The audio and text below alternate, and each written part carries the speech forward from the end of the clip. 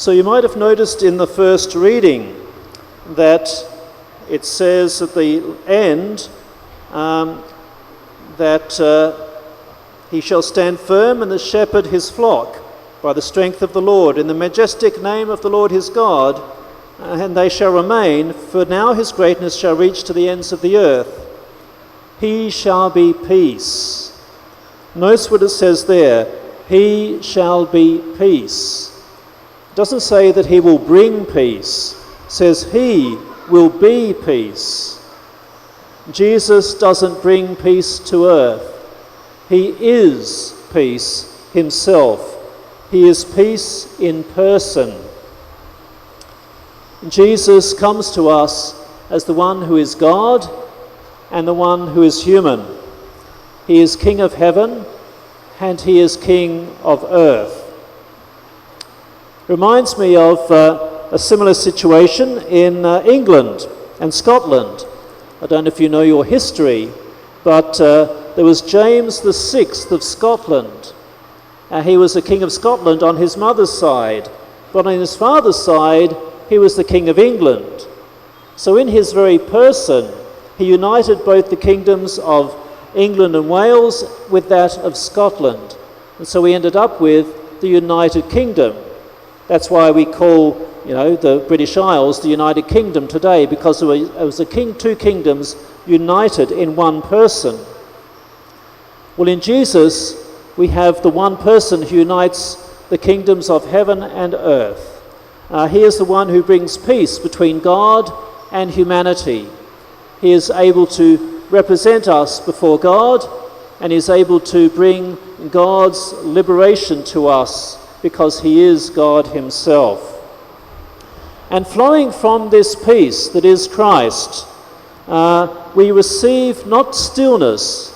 Peace is not just stillness, doing nothing, and everything's just relaxed. Peace, rather, is power. Peace is the glorious power of the Holy Spirit. The Holy Spirit comes through this peace of Jesus Christ. As it says in the reading for, I think it was 2 days before, the Holy Spirit will come upon you, Mary, and the child to be born of you will be holy, he will be Son of God. And so it's the Holy Spirit who comes upon Mary at the time of the Annunciation. And then Mary goes as quickly as she can to her cousin Elizabeth after she says yes. The angel has come to Mary to bring her the good news, the angel Gabriel.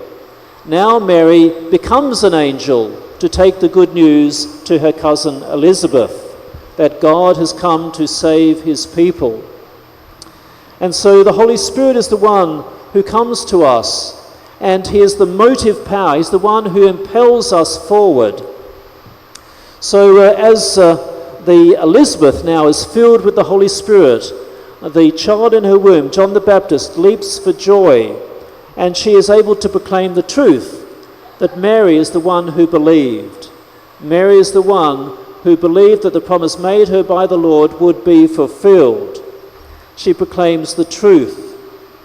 And the Holy Spirit will confirm our faith and will flow from our faith to others. Because as we put our faith in Jesus Christ, as we put our faith in him who is our peace, so the power of the Holy Spirit will allow that faith to reach out to others and spread the peace of Christ. And where will it spread? It will spread from our hearts that are open to the Spirit, moved by the Spirit. It will spread to our families, to our relations, to our friends, to everyone that we meet, and indeed to everyone in the whole wide world.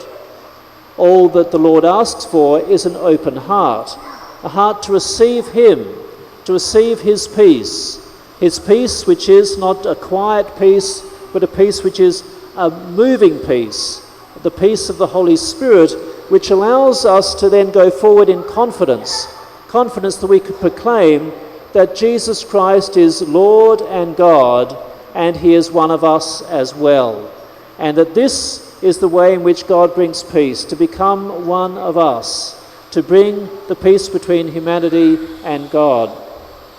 You know, there's a beautiful saying from St. Anselm. Do you know St. Anselm? Yeah? Some of you might remember him. He was a saint very early in the church, and he asked the question, why did God become man? Why? Well, he gave it a very simple answer. When we sinned back in the Garden of Eden, we as human beings made an infinite offence against God. Why was it infinite? Not because we were infinite, but because God's love for us is infinite. So when we offended against God, that was an infinite offence against his perfect love.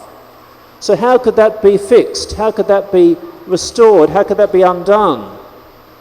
Well, it needed someone who is infinite to be able to do it, because it was an infinite offence.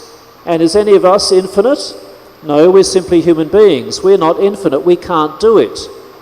Only God, who is infinite, can do that. So only God could restore the rupture that had happened.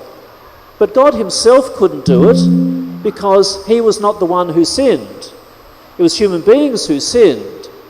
So it had to be a human being who restores the relationship, who makes the first step to God, who makes that action of asking for forgiveness, seeking mercy. So it had to be a human being, but it had to be God. So how could it be that it was God and a human being?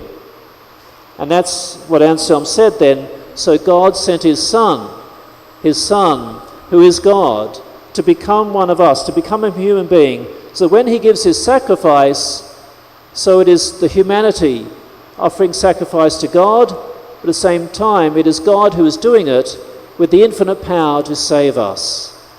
So we celebrate this coming Christmas the infant in the manger, the infant who is both God and man, the infant who is one of us and who is divine. As we celebrate this Eucharist, let's remember that on this altar will come the one who is God and human, and we will receive him into our bodies and into our hearts, and let's allow him to make his peace there. And that peace in our hearts will not be a peace that makes us still. It will be a peace that will move us, empower us by the power of the Holy Spirit to bring his love, his peace, the peace of God to the world, to all those around us, to everyone that we meet.